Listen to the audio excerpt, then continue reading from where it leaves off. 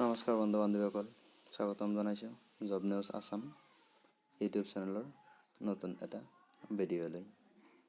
আজি আমি এই ভিডিঅ'ত অসম চৰকাৰৰ যিকোনো চাকৰিৰ পৰীক্ষাৰ বাবে আহিবলগীয়া কিছুমান অতি গুৰুত্বপূৰ্ণ প্ৰশ্নৰ উত্তৰ আলোচনা কৰিম। গতিকে আহক দেৰি নকৰাকৈ ভিডিঅ'টো আৰম্ভ কৰোঁ। প্ৰথম প্ৰশ্ন, 2021 চনত অসম সাহিত্য অকাডেমি বঁটাপ্ৰাপ্ত ইয়াত এখন অৰণ্য আছিল উপন্যাসখন কোনে ৰচনা কৰিছিল? উত্তৰ, অনুৰাধা শৰ্মা পূজাৰী। 2021 চনত অসম সাহিত্য অকাডেমি বঁটাপ্ৰাপ্ত ইয়াত এখন অৰণ্য আছিল নামৰ উপন্যাসখন অনুৰাধা শৰ্মা পূজাৰীয়ে ৰচনা কৰিছিল।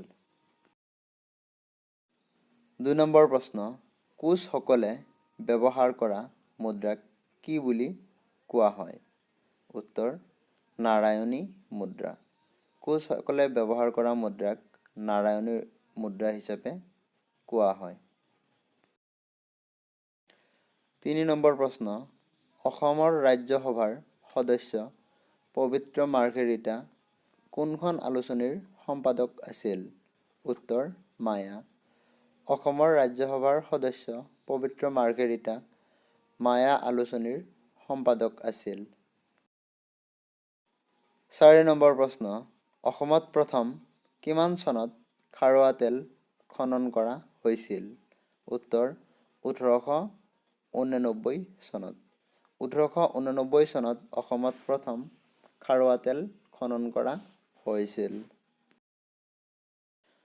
5 নম্বৰ প্ৰশ্ন, মোৱামৰীয়া বিদ্ৰোহ কাৰ ৰাজত্বকালত প্ৰথম আৰম্ভ হৈছিল? উত্তৰ, লক্ষ্মীসিংহ। লক্ষ্মীসিংহৰ দিনত প্ৰথম মোৱামৰীয়া বিদ্ৰোহ আৰম্ভ হৈছিল। 6 নম্বৰ প্ৰশ্ন, ডিস্কভাৰী অৱ আছাম নামৰ গ্ৰন্থখন কোনে ৰচনা কৰিছিল? উত্তৰ, সতীশ চন্দ্ৰ কাকতি। সতীশ চন্দ্ৰ কাকতিয়ে ডিস্কভাৰী অৱ আছাম নামৰ গ্ৰন্থখন ৰচনা কৰিছিল। 7 নম্বৰ প্ৰশ্ন, কোচ ৰাজ্যৰ সিংহাসন আৰোহণ কৰাৰ পূৰ্বে ৰজা নৰনাৰায়ণৰ নাম কি আছিল? উত্তৰ, মল্লদেৱ। কোচ ৰাজ্যৰ সিংহাসন আৰোহণ কৰাৰ পূৰ্বে ৰজা নৰনাৰায়ণৰ নাম আছিল মল্লদেৱ। 8 নম্বৰ প্ৰশ্ন, কোনে যোৰহাটক আহোম ৰাজ্যৰ শেহতীয়া ৰাজধানী হিচাপে প্ৰতিষ্ঠা কৰিছিল? উত্তৰ, স্বৰ্গদেউ গৌড়নাথ সিংহ।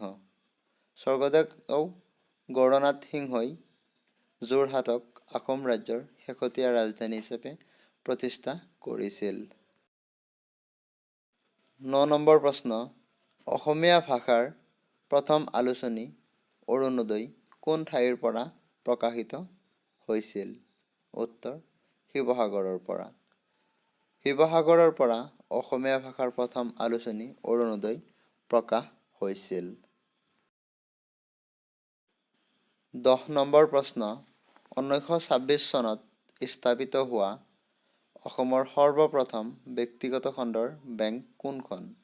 উত্তৰ, দ্য গুৱাহাটী বেংক লিমিটেড। 1926 চনত অসমত সৰ্বপ্ৰথম ব্যক্তিগত খণ্ডৰ বেংকটো হ'ল the Guwahati bank limited. 11 number প্ৰশ্ন, নৰ্থ ইষ্টাৰ্ণ পুলিচ একাডেমী কোনখন ৰাজ্যত অৱস্থিত? উত্তৰ, মেঘালয় ৰাজ্যত।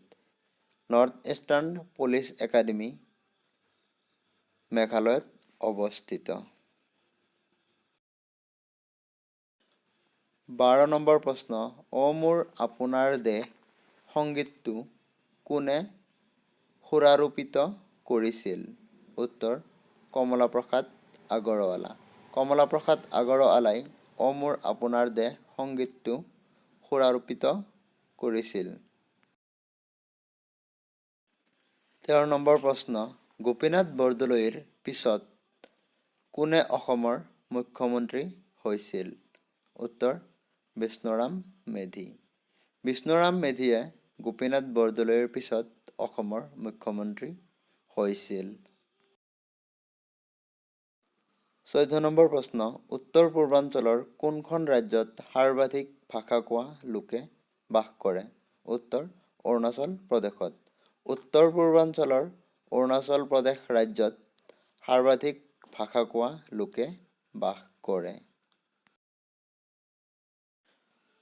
15 নম্বৰ প্ৰশ্ন, চামেলি মেমচাব কথাছবিৰ বাবে ভূপেন হাজৰিকাই কিমান চনত শ্ৰেষ্ঠ সংগীত পৰিচালকৰ বঁটা লাভ কৰিছিল? উত্তৰ, 1975 চনত। 1975 চনত ডক্টৰ ভূপেন হাজৰিকাই চামেলি মেমচাব কথাছবিৰ বাবে সংগীত পৰিচালকৰ শ্ৰেষ্ঠ বঁটা লাভ কৰিছিল। এইকেইটা আছিল আজিৰ প্ৰশ্ন। যদি ভিডিঅ'টো ভাল লাগিছে, ভিডিঅ'টো এটা লাইক কৰিব আৰু এনেকুৱা ধৰণৰ নতুন নতুন ভিডিঅ' পাবলৈ চেনেলটো ছাবস্ক্ৰাইব কৰিব। আৰু যদি কিবা ভুল হৈছে এই ভিডিঅ'ত কমেণ্ট কৰি শুধৰাই দিব। ভিডিঅ'টো শেষলৈ চোৱাৰ বাবে ধন্যবাদ।